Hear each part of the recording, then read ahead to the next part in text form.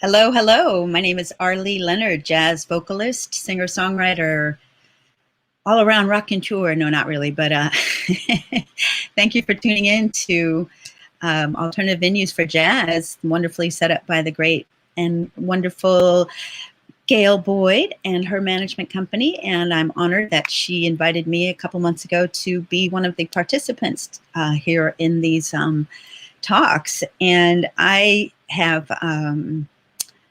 I thought of a theme today, which is "The Choice Is Yours," and that's actually the name of a little show I put together when I was in college, and I was working in the public event manager's office, and got a phone call out of the blue from some high school juniors in the area wanting entertainment for their senior dinner that they were throwing, and I happened to say, I'm an entertainer, I can put something together for you. And a friend was going to do it with me, and then she pooped out.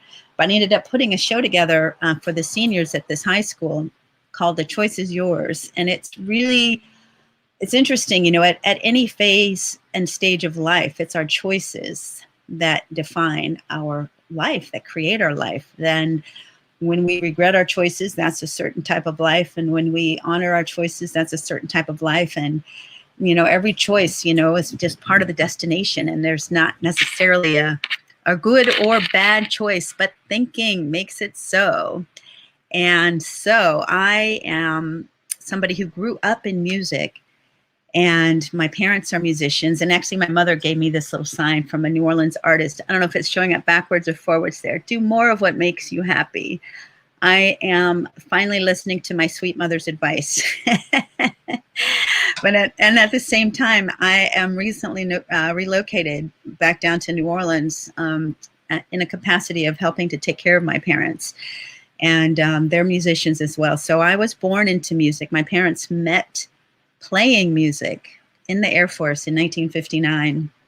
Black and white came together in love, and they're celebrating they're 61 and a half years into their marriage. And I am product of that marriage. The firstborn, my brother, the youngest born, is actually down in the kitchen with them right now doing some filming of them for a family documentary. So we've got cameras going in all directions here in the house today. And so I have been singing, I've been around music my whole life. And, that has made me happy my whole life. And at the same time, have I reached the heights? Have you even heard of me before? Maybe not. Maybe you have. I'm not like a famous jazz singer, and yet I've had the opportunity to travel all over the world, singing all across Russia, in many countries in Asia, in different countries in Europe, in South America, in Central America, in Canada, and across in different parts of the US. And you may never have heard of me. And isn't that, just amazing? You can make a life and not be one of the famous ones and still be doing more, choosing to do more of what makes you happy. And, the pandemic, of course, has changed the dynamics on that greatly. I did my debut CD. I self-produced my debut CD, Wild Honey, way back in 2000. And I've had so many different hills and valleys in my life, as far as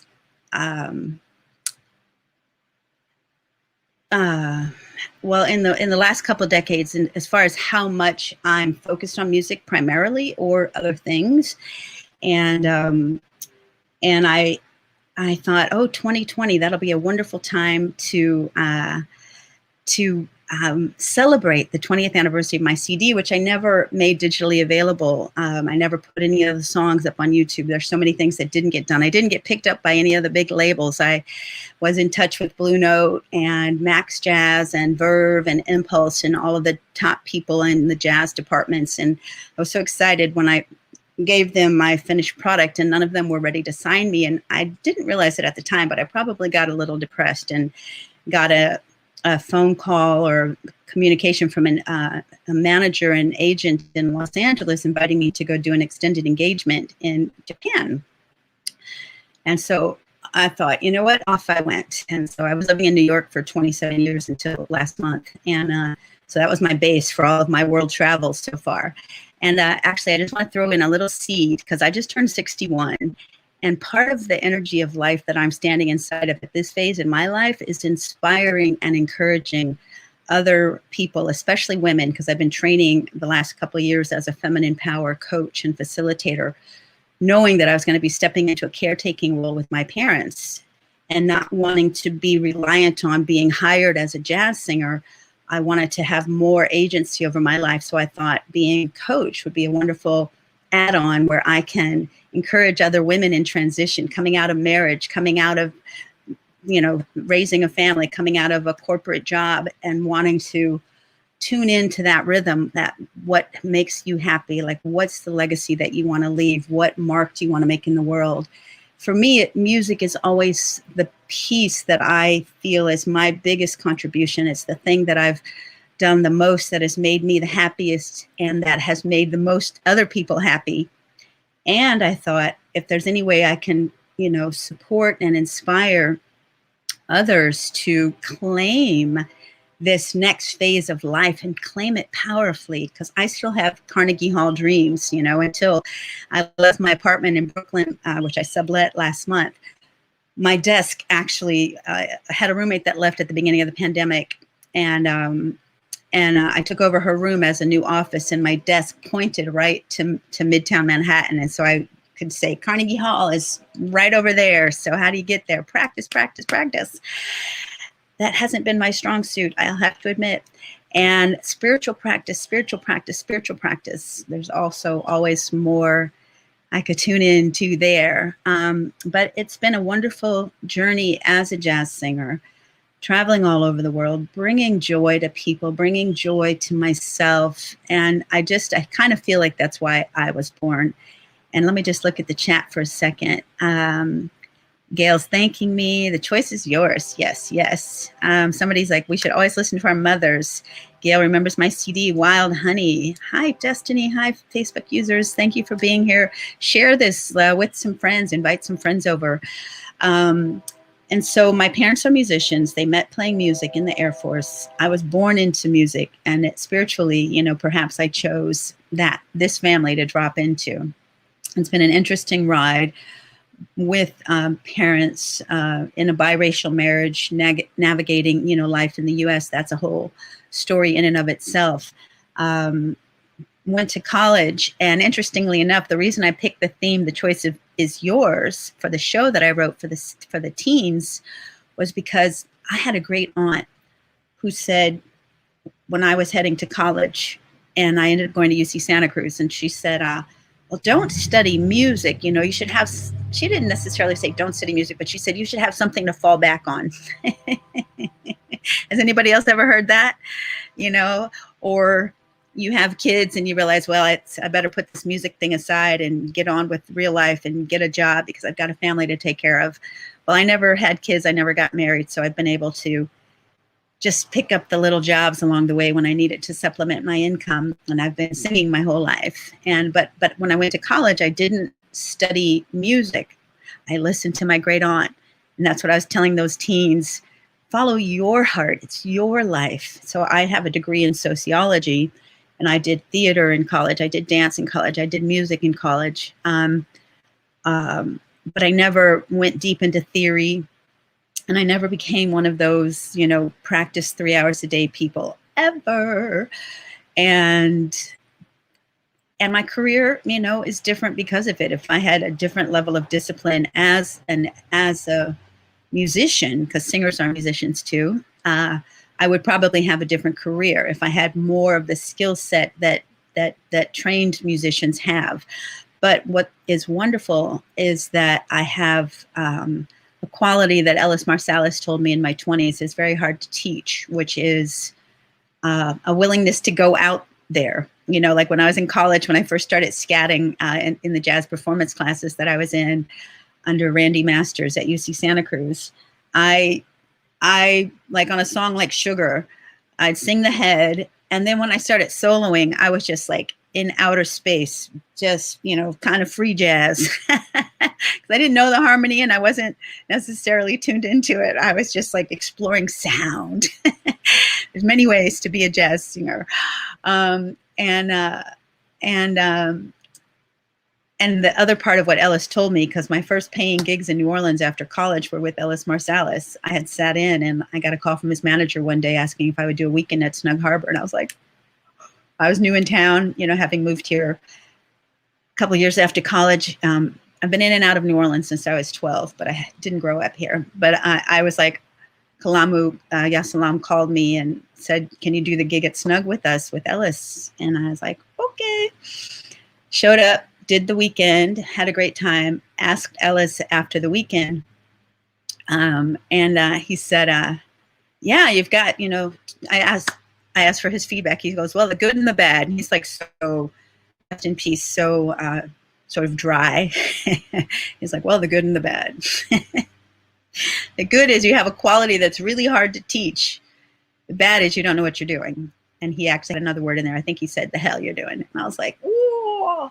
So this was after college, you guys. I knew that the A section sounded different than the B section, but I wasn't listening that closely. So I started listening more closely to the harmony and to the A section and to the B section and to the other sections of and so I just started listening more keenly. I still didn't become a student on paper. I've always done what I do by ear. I've written songs and I don't know the harmony, and so I say that to encourage somebody who maybe feels like it's too late for me. I can't do it.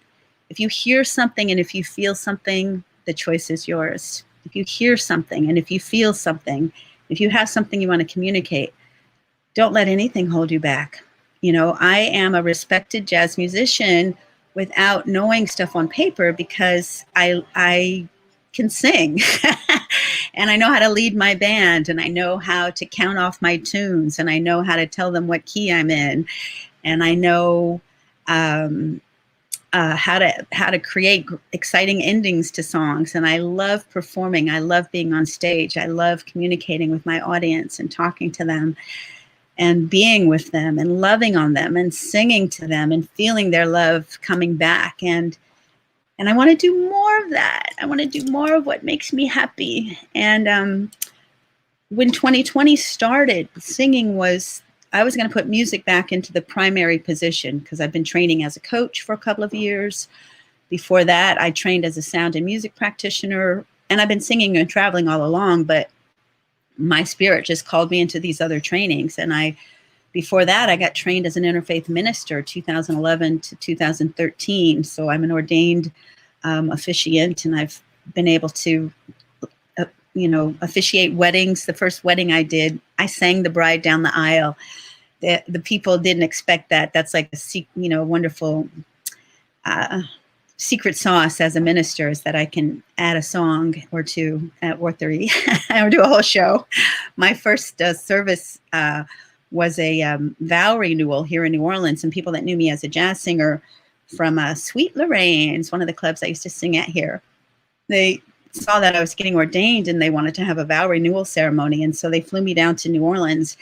What they wanted was some ceremony. They wanted to do their vows. They wanted to do a ring exchange because they hadn't done those kind of more formal things before. And then they wanted a half-hour show of. There's a package down here for you. Thank you. I'm actually live on camera. Thank you, sweetie. You can just put it on my stairs.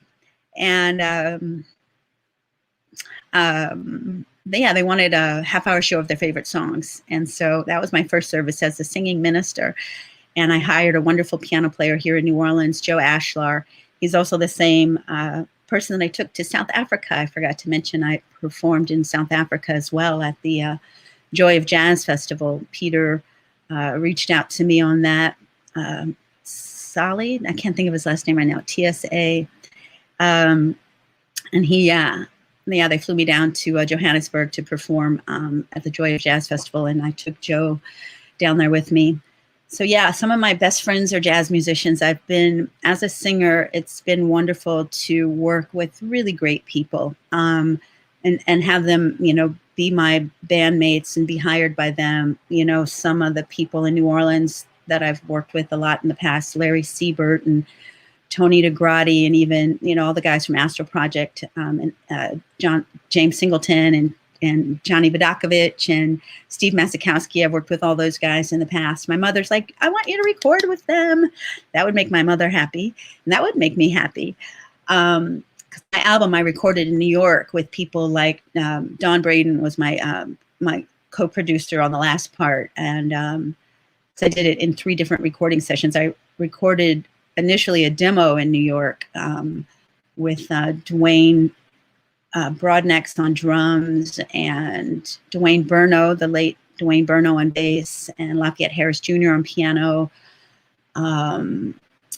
and Don Braden on sax, and I can't remember the guy on percussion's name right now. And so I originally did a 6-song demo, which was originals, and then Duke Ellington and Joe Beam and Sugar, the one I learned way back when in college. And then I recorded for the Monk competition in '98, the year that Terry Thornton won. My picture keeps coming in and out. I have a feeling Peter Talati, that's it. That's his name. Yeah, thanks, Gail, from South Africa, from the Joy of Jazz Festival. I recorded for the Monk competition and didn't make it in, and then that became part of the CD, and that original demo became part of the CD. And then I recorded again in '99 with adding Marcus Prentipp on saxophone and Miri Ben Ari on violin. She later became the hip hop violinist. She was still known as coming from jazz. And Freddie Bryant, one of my brothers from another mother, I did his wedding also, actually, and we did some music in his wedding. He had me officiate his wedding. Freddie Bryant on guitar, and Richie Goods was on that Monk competition recording, and Michael J. Stevens, and Yours Doodley. No, he's a bass player. He was on drums. Anyway, can't remember. And Danny Sedownik on percussion on the '99 session. And so my CD became this compilation of 3 different recording sessions that I put together. So I've even though I am not as studied as students these days are coming through the school and they're learning everything on paper, but are they feeling it? I was lucky to have a boyfriend when I was singing on Bourbon Street at a jazz club when I was here in my 20s, when I did my first recording with Patrice Fisher, Brazilian jazz project that took us down to Guatemala. But I was doing all kinds of theater and singing in different kinds of bands and clubs here in New Orleans in my 20s, and met a guy, crazy, passionate Italian guy, who walked into the club on Bourbon Street one night, and I was sitting at the bar, and then I excused myself. The next thing he knows, I was up on stage singing. And he would always say, you got to feel it. You got to feel it. And that is so true. You got to feel it. And that's more important than anything. What are you feeling? And what are you communicating? And are you telling the story? And are you communicating? Because as a jazz singer, I remember when I was younger, and Ella Fitzgerald and Sarah Vaughan and Billie Holiday, classic, amazing women were my favorites. And I first heard them, as a kid. And actually, Diana Ross doing Billie Holiday and Lady Sings the Blues when I was 12 was one of those huge imprints. And my favorite 45 when I was 9 years old was Since I Fell for You, Lenny Welch's 45, Since I Fell for You. Hey, we're Facebook friends. That's kind of cute. And I joke, was I a love addict? Like from the beginning? Singing Since I Fell for You when I was 9, and the Bonnie Raitt version when I was 15, just took it up. That actually became one of the first songs that I sang with the jazz band. I think this was I forgot what I was just saying, but a God moment when I was in college was, I'm sitting there the first week of school trying to study, and I was going to, follow my aunt's advice and not make music my priority, but music wasn't playing. Music wasn't having that. I'm sitting there in my room looking at the redwood trees, studying something the first week of school, and I hear jazz wafting through the trees. So I heard jazz as a kid. I heard blues. I fell in love with the Beatles when I was 4, 5 in preschool, 4, and introduced my parents to the Beatles. That was my first love. We heard Buffy St. Marie and Joan Baez and Bob Dylan and Laura Nyro and Peter, Paul and Mary, as well as like classic dirty double entendre blues records and Bessie Smith and just so many. I met a lot of blues musicians when I was a kid and got an autograph. I know I'm all over the place. Got an autograph, which was an X from like, I don't know, Sonny Boy Williams or one of these old guys. And I was 9 and I was like, oh, he can't write. Oh my God. Met B.B. King as a kid and later. But anyway, now I got 3 stories going. But the school one is I heard the music wafting through the trees.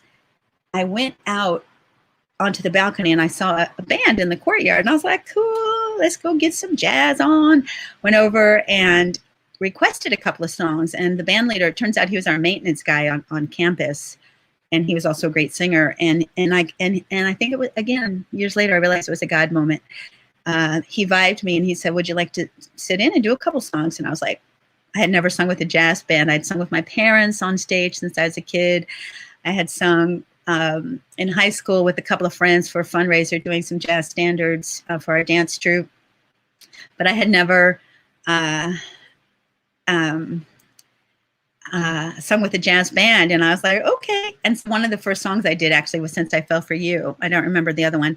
And what was so fun was I was immediately identified as a singer by my community. And people were like, oh, you've got to go audition for Randy Masters for the jazz class, which I did. And I scattered for the first time as part of my audition. And, oh, you've got to go audition for the Musical Theater Guild, which I did and got in. And we did musical theater all over campus. And so it was really fun to be doing musical theater and jazz at the same time, and theater and dance and sociology classes. And my 4 years of college were amazing, but I didn't, come out as a trained musician on paper, but I came out loving to perform. And I came out of school and I'm like, I sing, I dance, I act. What do I do the best? I'm like, well, sing. I didn't know I should keep all 3 going strong.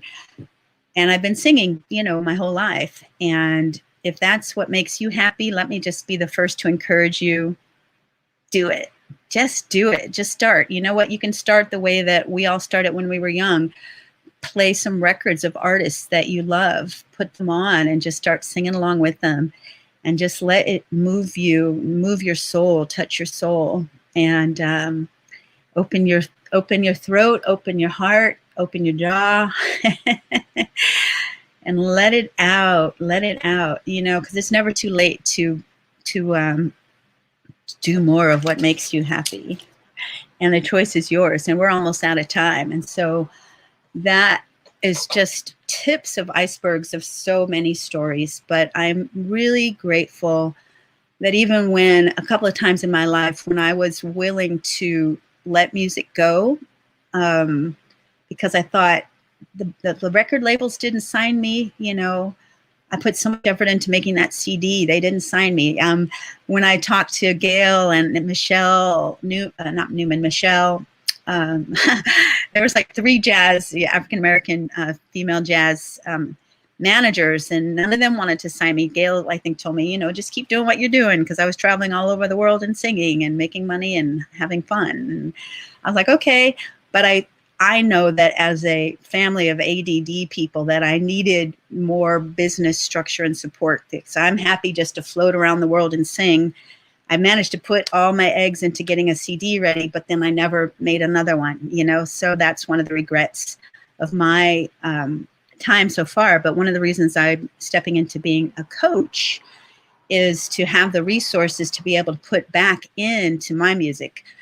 To be able to hire the musicians, hire the arrangers, hire the studios, and spend some time with music and spend some time creating new music, because what's in my heart to do are to create spiritual anthems to foster more love in the world. And they will be infused and informed by the elements of jazz that move through me, but won't necessarily be jazz. But I'm an improvisational being, as you can see just from listening to me talk.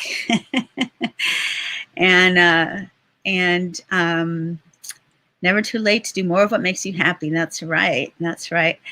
And that's the thing, when you do more of what makes you happy, when you make choices that support your soul, you will be a happier person, and you will light up the world with who you are, whatever part of the world you're meant to touch. I personally still have dreams and visions, and I have the energy for it, and to get my voice back in shape again, to be on big stages. I still have big dreams to touch, millions of people with music that opens the heart to love, and with a message that opens people to possibility of being a contribution, because the world really needs people who are of the heart, of the mind to love, people who are of the mind to love, people who are of the heart to spread more love in the world. You have my invitation to shine as brightly as you possibly can, because people who hate really loud, and we need people who love to love really loud, whether that's through music or whatever your medium is. Don't go quietly into the dark night. It's not over until it's over. Keep your dreams alive. The choice is yours. Just remember, do more of what makes you happy, and the world will be a better place, because you'll be happy. And when you're happy, the people around you will be happy. And you never know whose life you're going to touch from a single smile, from a song. One of the last songs that I wrote was that I've performed with a band that actually made it to chart, that actually made it to the stage. It's called A Change in Me. And I'll just sing you a little bit of it on the way out. And I thank you very much for listening. Again, my name is Arlee Leonard, jazz singer, recently relocated from Brooklyn, New York to New Orleans to be helping my parents, who are both in their 80s and are needing more support in their life. And so part of my journey, and part of what I also want to support people with as I step into my coaching more, is how to find that balance. It's like all of a sudden you have freedom. You're like, the kids left the house, you quit the corporate job, you got divorced, you're like, I'm ready for my time, my life. And it's like, oh, now my parents need help. Wow. Big change. I knew it was coming, but big change. And how to find that balance of keeping your music, your song alive, and do what there is to do, And so that's part of my journey right now. Because there's a lot of music, I believe, that I'm still to share. And just, if I can think of the song, just to wrap up with some of that song, A Change in Me. Tra-la-la, I didn't warm up. For years I sat around hoping one day my life would change. For years I had time to do as I pleased without it pleasing me. I suffered silently and aloud when under-earning became a way of life. I took what came my way, but did little to create the life of my dreams. These were mostly good times, but also kind of sad. I was singing my songs, but feeling lost and bad. I paved my way with classes and with prayer. I took a hold of my life and I made my way here. I started in a lower key than I normally do. Now I see a change in me. Come on, y'all. This is on YouTube. You can look it up too. Now I see a change in me. Now I'm not only dreaming, I am living the life I long to know. Now I see a change in me. Oh, now I see a change in me. I am lifted up and loving life every day. There's more. It took a change of heart as well as a change of mind. I had to stop focusing on what I didn't have. I I let myself see my life as I long to live it. I let myself be energized to live in a brand new way. Now I see a change in me. Come on, y'all sing with me. Now I see a change in me. Now I'm not only dreaming, I am living the life I long to know. Now I see a change in me. Oh, now I see a change in me. Yeah, I am lifted up, loving life every day. Thank you. Thank you. Thank you for being here. Thank you for listening. Hold on. Stay strong. That's right. Jazz Fest was just canceled on my birthday, and that will be taking a toll on some souls here in New Orleans. I know for sure. It's one of the ways that our city gets sparked to life, and that our people, oops, all right. Anyway, it's time to go. My website is there, arleeleonard.com. I need to update it. So many things I need to do. And here I am right here, living and loving and sharing with you. Thank you for listening. I'm on Facebook.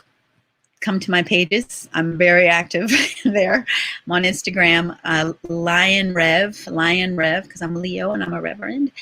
And be in touch. See you soon. You can go get on my mailing list, even though I don't do much mailing, at arleeleonard.com. And thanks again, Gail Boyd. Thank you to Alternative Venues for Jazz. And do more of what makes you happy. And the choice is yours. Love and blessings. Peace.